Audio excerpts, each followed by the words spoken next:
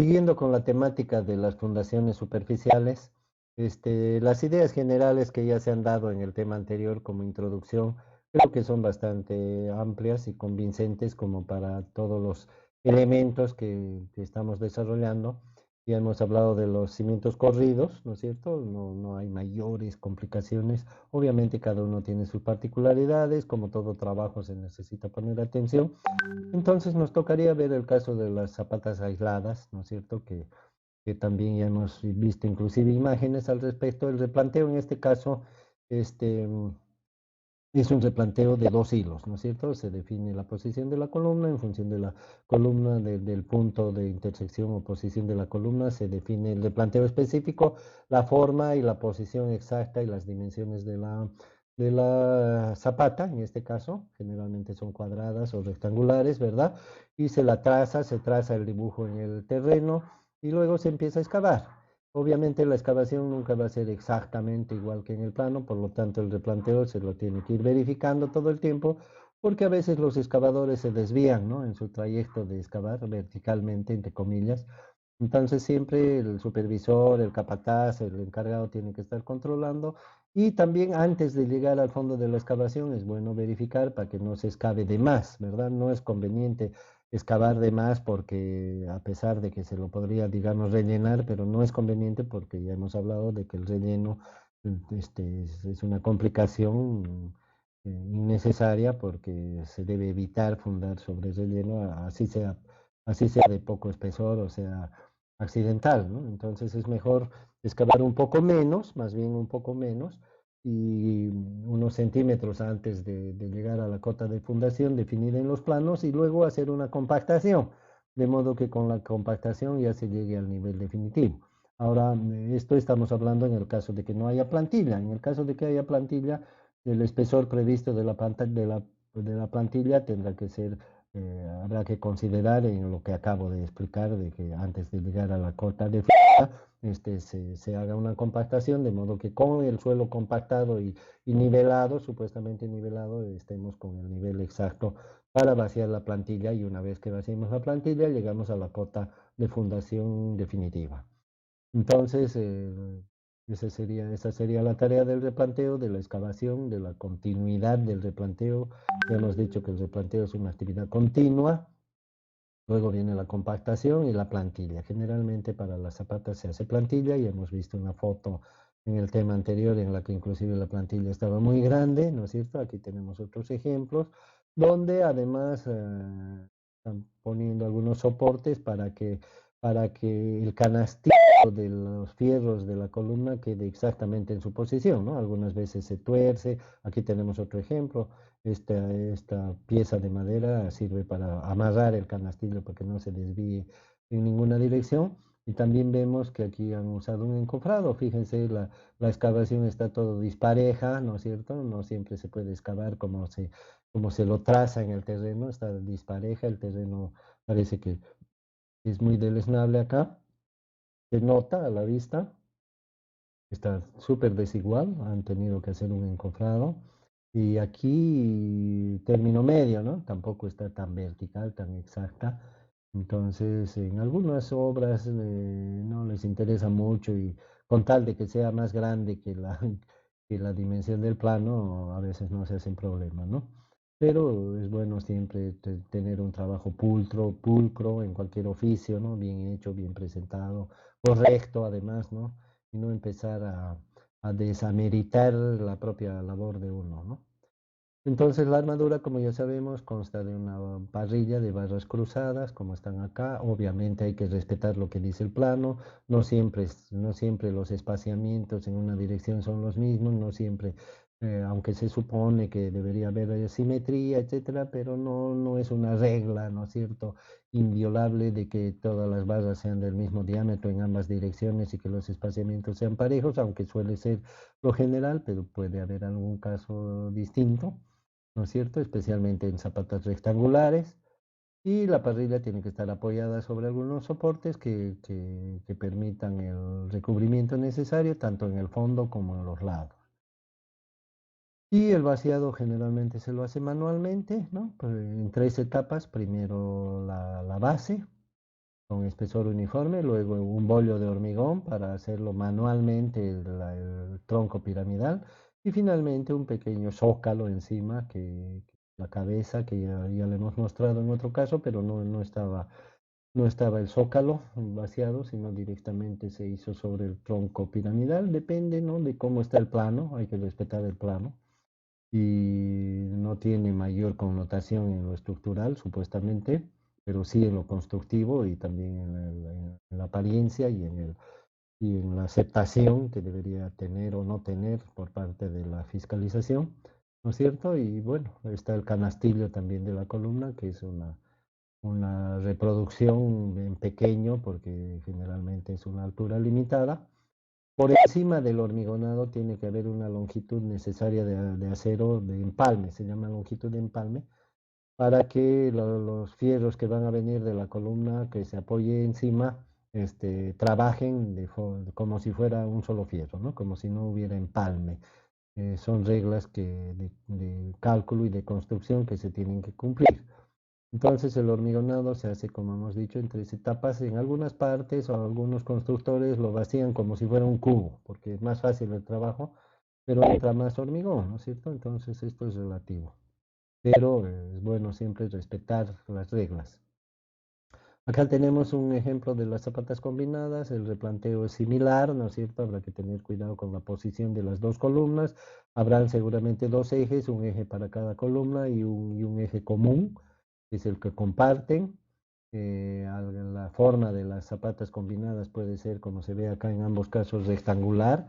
También puede ser como un trapecio, ¿no es cierto? Si es que la carga de una columna es menor que la carga de la otra, entonces posiblemente en la parte de la columna de menor carga se necesita menos área. Entonces puede ser supongamos un cuadrado de menor tamaño que el cuadrado de la zapata más cargada. Entonces puede ser dos cuadrados de dimensiones distintas unidos, ¿no es cierto? Ese sería el dimensionamiento correcto, teóricamente correcto. Pero en la práctica sería más incómodo, ¿no es cierto? Hacer la mitad de la zapata de una dimensión y la otra mitad de otra, y también más complicado para los fierros, etcétera. Entonces, probablemente es mejor hacer un solo rectángulo, aunque una de las zapatas esté sobredimensionada en su dimensión, ¿no? Sea más grande de lo que se necesita, pero constructivamente es mejor, como se aprecian estas dos imágenes. Y también podría tener la forma de un trapecio, ¿no es cierto? Para que evitar los ángulos, etcétera, también podría tener la forma de un trapecio, de modo que el lado menor corresponda a la zapata menos cargada y el lado mayor corresponda. Acá se puede ver, por ejemplo, que es una zapata grande. Comparen ustedes con el tamaño de la persona acá. Es una zapata grande, y se puede observar de que parece más bien un cabezal, ¿no?, de pilote, porque aquí noto algunas señales. Pero cualquiera de los dos casos sirve para mencionar algunos detalles. Es una excavación grande, no tiene los taludes verticales, fíjense, tiene taludes inclinados. El volumen de tierra que se ha sacado debe ser el doble o el triple de lo que hubiera sido necesario si se excavaba verticalmente. Fíjense, ahí está la connotación del costo en cuanto al tipo de excavación que se va a hacer. Otro detalle que podemos notar es la escalerita acá para seguridad, ¿no? Entonces, y bueno, no es encofrado, ¿no? Ya está vaciada la zapata. Las vigas de fundación, otro ejemplo, la muestra clásica de una viga de fundación. Ahí tenemos un pequeño dibujo. Y aquí en construcción está la armadura de la viga y la armadura de las columnas que se van a apoyar. Parecería que va a ser una zapata o tal vez el muro de una casita, ¿no? De una vivienda, por la dimensión de las columnas, digo, ¿no? Entonces no hay mayores secretos, ¿no es cierto? Se excava, se hace la armadura generalmente prefabricada, se la introduce en su lugar y se hormigona.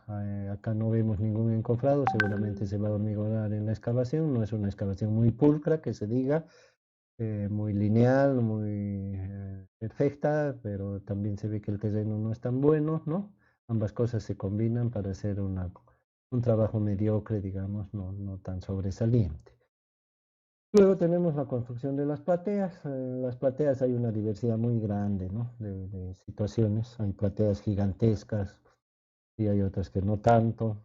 el clásico modelo de una platea es el que se ve a la izquierda, pero en la práctica, tal como se dice aquí, pueden haber muchas variantes según el cálculo y las circunstancias. Acá, por ejemplo, tenemos la foto de una gran platea con muchas columnas que se nota que son grandes por las armaduras que se ven y debajo de ellas hay un refuerzo, ¿no es cierto? En la fundación no es que se apoyan directamente en la platea de un solo espesor, sino que hay partes que tienen mayor espesor. Estos son refuerzos en el cálculo que se hace en el proyecto del diseño de la platea. Hay refuerzos así, como se ve aquí, que son aislados, uno para cada columna. Hay refuerzos de nervios que unen una columna con otra. Hay refuerzos de ambas cosas. Hay refuerzos de nervios que van así encima de la armadura de la platea, sobresalen a la platea. Y hay refuerzos que más bien van por debajo de la platea, es decir, como si excaváramos como para cimientos corridos, digamos, en algunas partes, generalmente entre columna y columna. Hay otras plateas que son de espesores diferentes, o sea, no como esta que se ve parejo, sino que en algunas partes es más profunda la excavación y de mayor espesor el hormigón y por supuesto las armaduras también. Esto es función de las cargas que sufren las columnas y de la economía de la platea, por ejemplo, en este caso, en esta imagen, para no hacer todo esto, posiblemente podríamos hacer toda la platea del mismo espesor, este mayor espesor, no el menor. Pero imagínense, en relación de costos, seguramente la cantidad de material y de dinero que se gastaría si lo hacemos de un mismo espesor, seguramente es mayor que el trabajo que nos vamos a tener que hacerlo en dos etapas, ¿no? Una etapa lo de abajo y una etapa todos los elementos que están encima, encofrando y todo lo demás. Entonces, son decisiones técnicas y económicas para cada caso. Sabemos una platea, perdón, que ya está vaciada entre los tipos de plateas que estaba mencionando, también hay plateas aligeradas, como se puede ver aquí, con rellenos de piezas prefabricadas que son una especie de pelotas, ¿no es cierto?, que son vacías, huecas, por lo tanto muy livianas y que ocupan espacio para que el hormigón, el volumen del hormigón sea menor. Por supuesto que ocupan que estas esferas u objetos se colocan en lugares donde no haya cargas, ¿no? Donde no sea necesario el hormigón. Acá vemos la armadura de la platea y también vemos una armadura de refuerzos o nervios que están entre columnas, ¿no? Las columnas que se ven son bastante chicas, ¿no? Entonces la losa también parece ser relativamente pequeña. Y también tenemos un ejemplo de las losas radier, lo que se comentó en el anterior tema, que son losas, fíjense, losas de espesor muy pequeño, que están prácticamente encima del terreno. Para este tipo de construcciones, yo no la veo muy bien esta imagen, el terreno debería tener una pendiente hacia abajo, ¿no? Probablemente tuvieran que hacer eso, porque una lluvia y el agua se mete debajo. De hecho, aquí estamos viendo aparentemente un espacio, ya está la losa no está tan apoyada sobre el terreno, ¿no es cierto? Y obviamente se tiene que apoyar bien.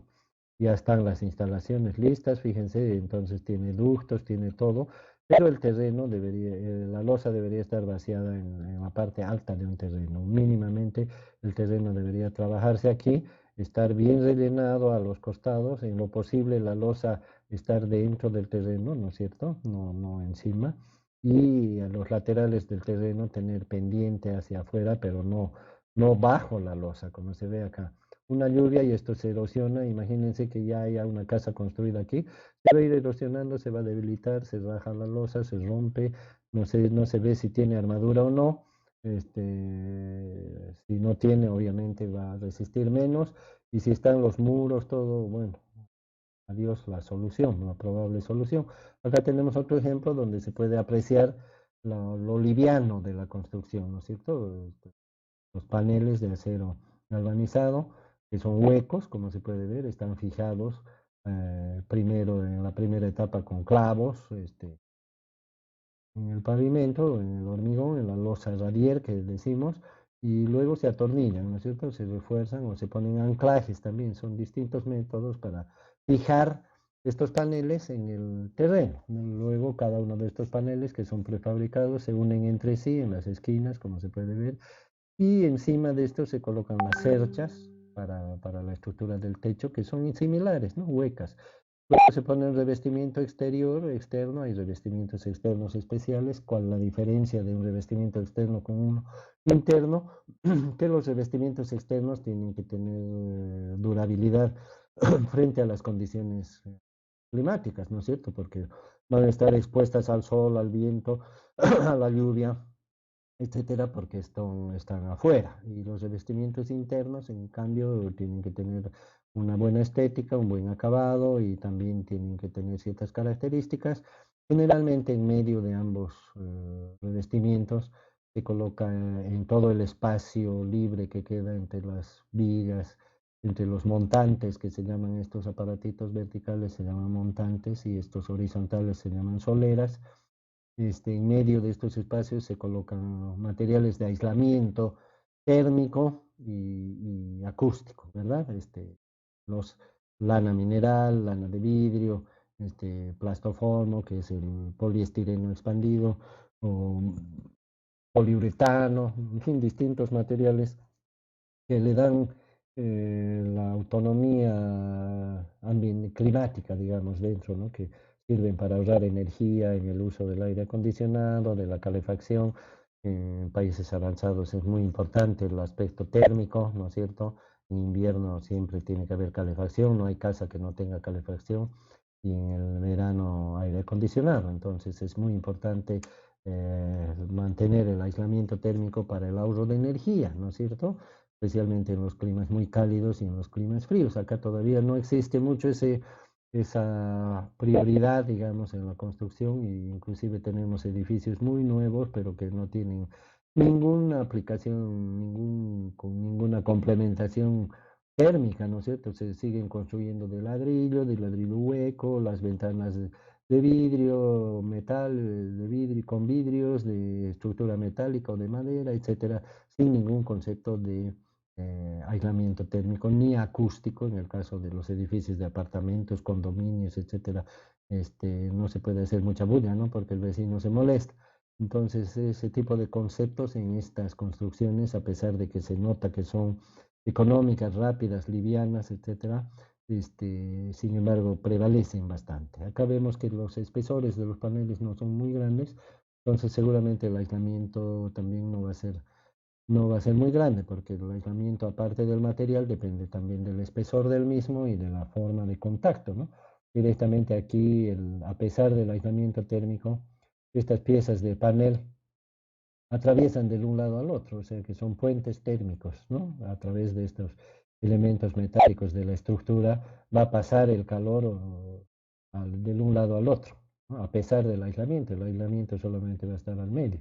Claro que es peor que no, que es mejor que no tener nada, ¿no? De aislamiento, pero se comporta mejor térmicamente una estructura de madera o también una estructura metálica como esta, pero que anule los puentes térmicos, de manera que eso hay muchas técnicas, ¿no? Por ejemplo, una de ellas es de que los materiales de revestimiento no hagan contacto con las armaduras, ¿no? De que haya también un aislamiento entre las piezas metálicas y la superficie que va a ser calentada. En este caso, si estuviera más caliente afuera, no siempre es así.